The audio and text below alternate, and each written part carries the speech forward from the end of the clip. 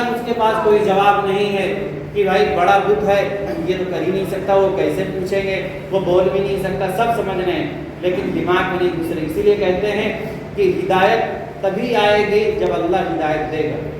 ہدایت تبھی ملے گی، سیدھا راستہ اسی وقت ملے گا جب اللہ رب العزت چاہیں گے. جس کو اللہ چاہیں گے اسی کو ہدایت ملتی ہے، ہر کسی کو نہیں.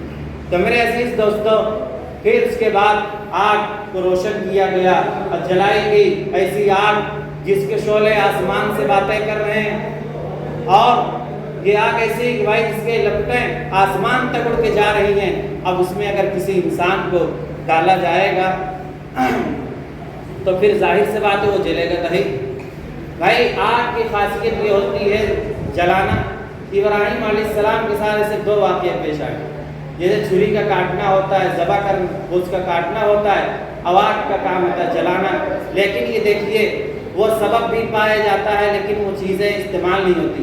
اسی لیے کہتے ہیں پھر کسی سے ایمان بنتا ہے، یقین بنتا ہے کہ جس کے اندر کاٹنے کی صلاحیت ہو وہ بھی اللہ رب العزت کی محتاج ہے. جس کے اندر آگ بھی جلانے کی حیثیت رکھتی ہے لیکن وہ بھی اللہ کے حکم کی محتاج ہے. آگ اسی وقت جلائے گی جب اللہ کا حکم ہوگا. اللہ کا حکم نہیں تھا قلنا یا نار کونی بردا وسلاما علی ابراہیم. جب ابراہیم علیہ السلام ڈالا گیا آگ کو اللہ رب العزت نے کہا اے آگ ٹھنڈی ہو جائے، ابراہیم علیہ السلام کے حق کی سلامتی بن جا. تو آگ وہ پھول کا گلدستہ بن گئی، وہ سلامتی بن گئی وہ ابراہیم علیہ السلام کے لیے. تو میرے عزیز دوستو، یہ واقعہ حضرت ابراہیم علیہ السلام کے ساتھ پیش آیا.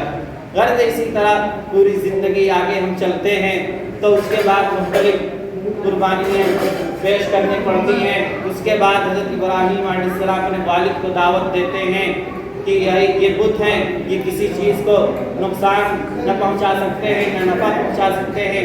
قال یا ابت لم تعبد ما لا يسمع ولا يبصر ولا يغني عنك شيئا. اے ابو جان، آپ ایسے کی عبادت کرتے ہیں جو نہ سنتے ہیں نہ دیکھتے ہیں اور آپ کو کسی چیز سے بے نیاز نہیں کر سکتے.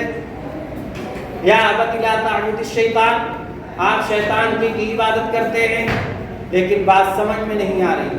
آخر یہی فیصلہ ہوا ابراہیم حضرت وہ ابراہیم علیہ السلام کے والد کا کہ لئن لم تنتهِ لأرجمنك وأهجرنك، کہ اگر آپ نے ایسی حرکت سے باز نہ آئی، یعنی اسی طرح ہم کو ٹوکتے رہے بتاتے رہے تو میں تمہیں مار کر سنسار کر دوں. تو ابراہیم علیہ السلام نے کہا قال سلام علیک سأستغفر ربی انه كان بی حفیظا، کہ آپ پر سلامتی ہو اور میں اللہ رب العزت کے دربار میں دعائیں بھی کرتا رہوں گا. میرے عزیز دوستو، یہ قربانی ہوتی ہے، یہ حضرت ابراہیم علیہ السلام کی سنت ہے اور سنت ابراہیمی ہے. پھر اس کے بعد 80 سال کے بعد جب عمر ہوتی ہے، اس کے بعد حضرت ابراہیم علیہ السلام کو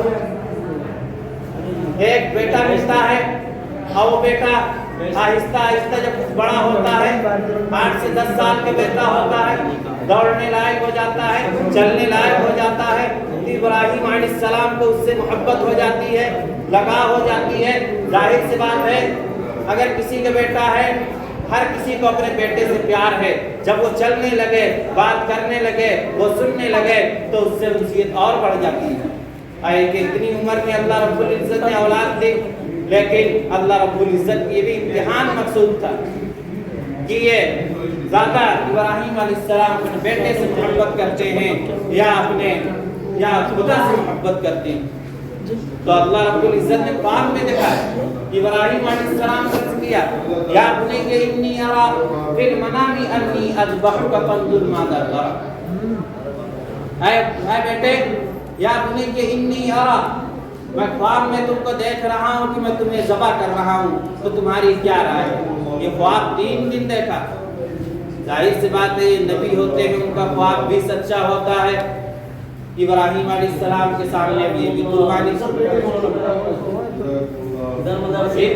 قربانی پھر اس کے بعد اسماعیل علیہ السلام نے کہا یا ابت فعل ما تؤمر ستجدنی انشاءاللہ من الصابرین.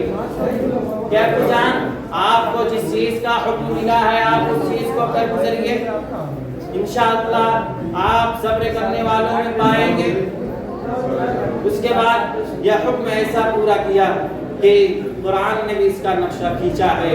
فلما اسلم وتلہ للجبین، حضرت ابراہیم علیہ السلام نے اپنے بیٹے اسماعیل کو مینا لے جاتے ہیں اور وہاں ذبح کرنے کی تیاری بناتے ہیں. وہی شیطان آتا ہے 3 مرتبہ وسوسے ڈالتا ہے، بہکاتا ہے کہ قربانی نہ ہونے پائے اور بچے کی محبت کو غالب کرنے کی کوشش کرتا ہے. تو ہر مرتبہ ابراہیم علیہ السلام 7 گگریاں مارتے ہیں اور اسی کی سنت جو آج حجاج کرام حج پر جاتے ہیں اور وہ جو پتھر مارتے ہیں، وہ جو شیطان کو رنگی جمار کرتے ہیں، وہ عمل ابراہیم علیہ السلام کی سنت یہ عمل اتنا محبوب ہوا کہ اللہ رب العزت نے تا قیامت تک اس کو جاری و ساری رکھوا دیا. تو میرے عزیز دوستو، اسماعیل علیہ السلام اب پیشانی کے بل لیٹ جاتے ہیں اور چھری ہاتھ میں ہوتی ہے. چھری تیز ہو جاتی، تیز کر کے گلے پر رکھتے ہیں، لیکن بتایا ہم نے کہ چھری کے اندر کاٹنے کی صلاحیت ہے، لیکن وہ بھی اللہ رب العزت کی محتاج.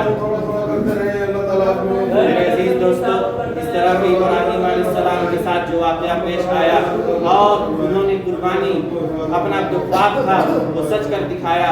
اللہ رب العزت نے اس کے بدلے حضرت اسماعیل علیہ السلام کے بدلے جنت سے دمبا بھیجا، اس کی قربانی ہوئی. اور قرآن نے بھی کہا ہے فصدقت رؤیا انا کذالک نجزی المحسنین، یقیناً ابراہیم علیہ السلام نے اپنے خواب کو سچ کر دکھایا. اور وفدیناہ بذبح عظیم، اس کے بدل میں اللہ رب العزت نے ایک جنت سے دمبا بھیجا جس کی قربانی ہوئی. میرے عزیز دوستو، اس طریقے سے ابراہیم علیہ السلام اس خواب کو بھی پورا کیا اور اپنی محبت میں کھڑے اترے. میرے عزیز دوستو، اللہ رب العزت بھی ہمیں بھی ابراہیم علیہ السلام کی قربانی کو، ان کی سنتوں کو سمجھنے کی اور اس پر عمل کرنے کی توفیق عطا فرمائے. اس لیے جو ایمان والے بھائی ہیں، جو صاحب نصاب ہیں، جن کے اندر اتنی استطاعت ہے کہ وہ قربانی کر سکتے ہیں، تو وہ ضرور سنت ابراہیمی کو زندہ کریں اور اس کو کرنے کی کوشش کریں. اللہ رب العزت سے دعا ہے کہ اللہ رب العزت ہمیں عمل کرنے کی توفیق عطا فرمائے.